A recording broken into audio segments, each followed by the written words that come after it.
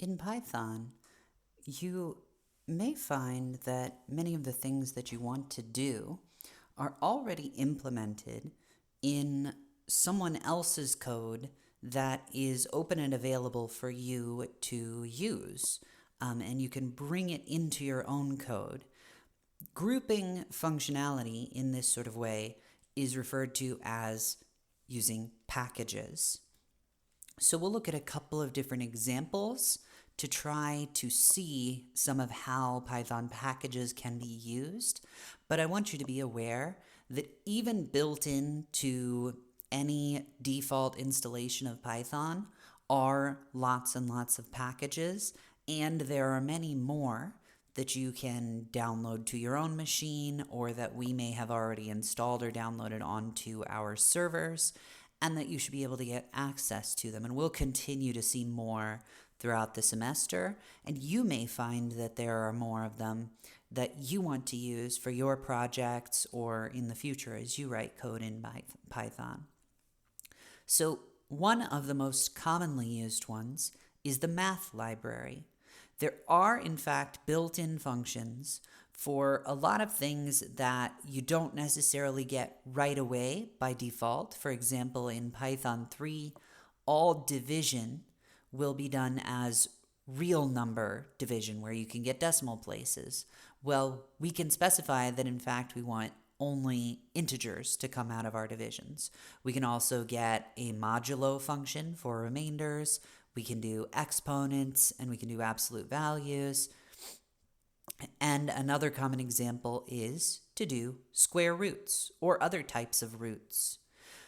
These are included in the math library, the math package in Python. So a package or a library is a set of functions and or data that can be added to Python using an import statement.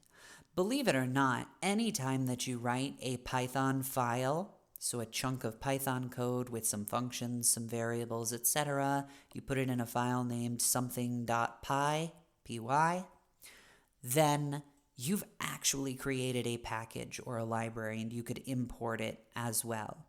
These are more standardized ones and perhaps more complicated ones than you might write, but your code can be used as packages in the same way. So if we want to pull in code from some other existing place that's already installed on our machine, and Python knows where to look for many of the standard ones of these, then we just say import and the thing that we want to import, the package that we want to import. So in this case, we want to import the math library or the math package. So that means that we now know two ways to teach Python how to do new things. We can either write our own code, our own function, inside of a file or inside of a cell in Jupyter. So if I wanted square roots, sure, I could write my own square root function and do out all of the math of finding the square root of numbers. But I may not want to do that every time I need a square root, and I may not know well enough how to do an efficient square root. So often one of the benefits of packages is that somebody's really thought this through and has written as efficient of a version as they can find. They've tested it, or as they can think of rather, not find, as efficient of a version as they can think of. They've tested it with lots of possible inputs, and hopefully, if they're nice, they've even written up documentation and specifications that you could find online that would tell you what happens if I ask for square root of a negative number. The person who wrote the square root in the math package thought of that, almost certainly, and you could look it up online and see what it's going to give you, rather than having to handle all of those corner cases yourself, and rather than having to think about what is the most efficient way to do it. So the other way that we can teach Python to do new things is we can have Python go and read that functionality from a library, from a package, by using an import statement. We typically put our import statements at the top of a file or the top of a cell if we're doing a cell in Jupyter. This makes it easy to see which ones we're using, It also makes sure that they got included early enough for Python to know how to do the thing when we ask for it later. And we usually avoid using import statements inside of functions or inside of any code that might be repeated, because Python will try to go and look that up each time that we ask it to. So one other thing to note here is that when we import math, we can't then just say square root. It did teach Python how to do square root, but it kept it as sort of a subset of the math package. So we have to say math.square root when we import in this way. And we'll see later that there are other ways to do imports that might change this a little bit. But for now, when we want to call functions from the library, we have to call them with the library's name in front of it, like math.square root or math dot some other thing we're trying to do here, modulo or whatever. You can think of packages as groupings or bundles of functions that you can put into the computer's memory all at once by saying import. Python knows how to do some functions by default, like printing, for example, or checking the length of a list, or doing range, but you can teach Python about new functions and new values by using def or variable assignment, or by bringing things in from a package. So these packages let you group stuff like multiple different mathematical functions and then teach them all to Python all at once. And in this case, they're ones that someone else wrote, but you can write your own packages too. It expands Python's vocabulary and its skill set by having it read in that package. And as I've hinted at already, packages don't have to only be functions. They can also include data in the form of variables. So, for instance, here, the constant pi, we can all be using the same pi in Python rather than one person having it out to 10 decimal places and someone else only having it out to 3 decimal places. There's this standardized definition for it in the math library called math.pi, pi. And that way you can do your calculations with pi and not have to worry about typing out all of the digits or redefining it in every file that you want to use pi in your calculations. And you can look at the documentation for the math package and any other built-in Python package. Even non-built-in ones will often have documentation available online, as I mentioned before. And these will tell you, for example, how many decimal places is pi defined out to in the math library? I don't know. And I don't have to remember because I can look it up in the documentation for the library. These are very, very important to get yourself used to looking at the documentation for built-in Python functions, for Python packages that you can import, and for Python packages that you can install.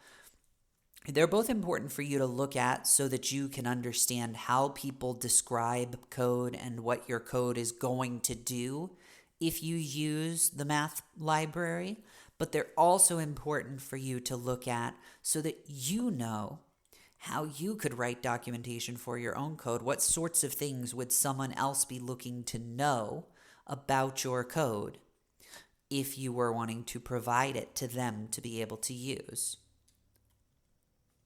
So I mentioned before that functions from the library are called by using the library's name in front. If we just say import math, then we have to say math.square root, math.pi, math.modulo, whatever. But why do we have to put the name in front?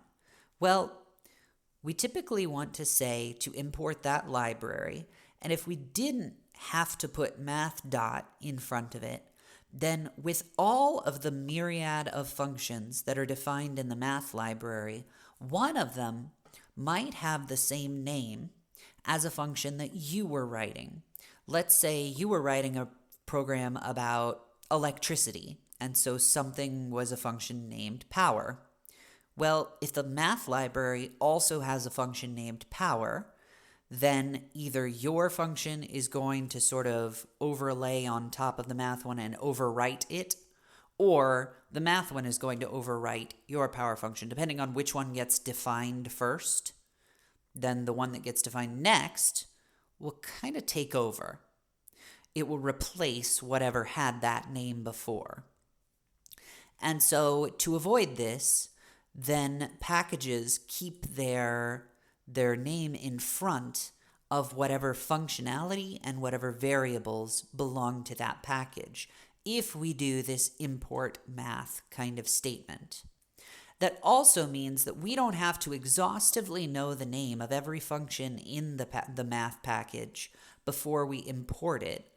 We know that we'll avoid conflicts by just not saying math dot something, math dot power, or whatever. If you know that you only want to import a specific set of things, and you would like to not have to do the extra step of writing the library's name in front, then you can request specific things from that library. If I know that my code does not already include a function called square root, SQRT, then I can say from math, import square root. And then I don't have to say math.square root. So this really should mostly be done when you know the exact thing that you want to import or multiple exact things that you want to import. It won't give you access to the other things from the package. So if you decide later that you need to have the modulo function, you'll either need to add it to your list here, or you'll have to go back to just saying import math and refer to math.modulo or that kind of thing. But you have to be careful when you're using this format from library import something, because if you have something with that same name in your file, a variable or a function, then they will conflict. And you'll only be able to end up with one of those. And it may not be the one that you wanted, since you asked for both to exist. And so it's important to pay attention to what you're importing and what has certain names in your file. But if you know that there are no conflicts like that, it's totally fine to just import that specific thing and no longer have to say math.square root. It sort of treats it as if it exists in your file, as if you wrote it. Another example of a Python package that we might want to use is the random library. So we can try to think of some examples of when we might want a function's behavior to be, at least in part, random. For instance, many games feature some amount of randomness, that a weapon does a certain amount of damage in a range, and it's random how much in that range it does. Or we might choose random amounts of time between retries on connecting to a server so that we're not bogging that server down or something like that.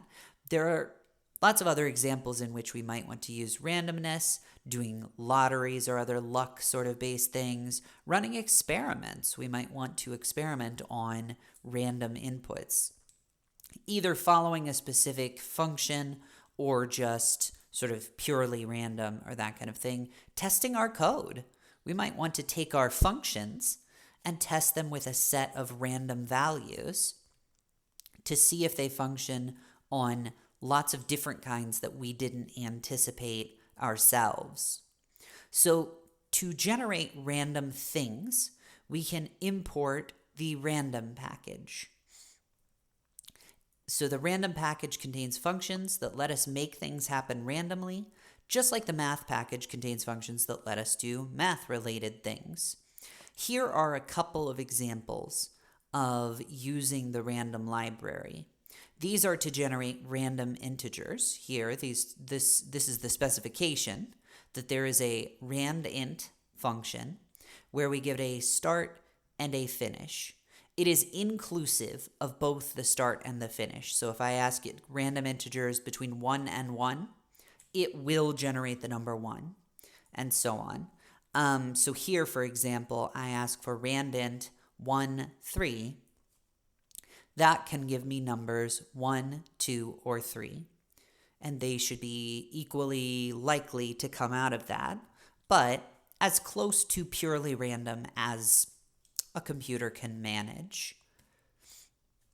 Another example is the random choice function. So we can give it some grouping of data, like a list, and it will select a random item out of that grouping of data. So here we've got some foods. If we were trying to select what to eat tonight and we really couldn't make up our mind, we could plug in a list of the possible foods into random.choice, and it would make a random choice from that list there. You can see how this might be helpful in data or in assigning different players to teams in a game, or lots of different things like that, perhaps. And so these are just two examples of Python packages that might be useful to you and that are useful to us as examples of how we can get functionality from Python that, in the case of randomness, for instance, is probably well beyond your skill at the moment.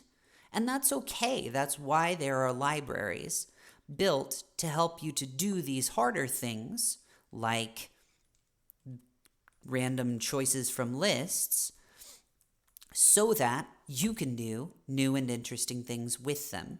And that's one of the things you'll find in programming in general, is that it's a combination of your own new creativity and your own new designs with existing work that someone has done. That work comes in the form of the programming languages themselves and their syntax and what's available in them by default, but it also comes in the form of packages or libraries that we can import into our code, and then we can use the pieces of those libraries, of those packages, to do new and interesting things with our work.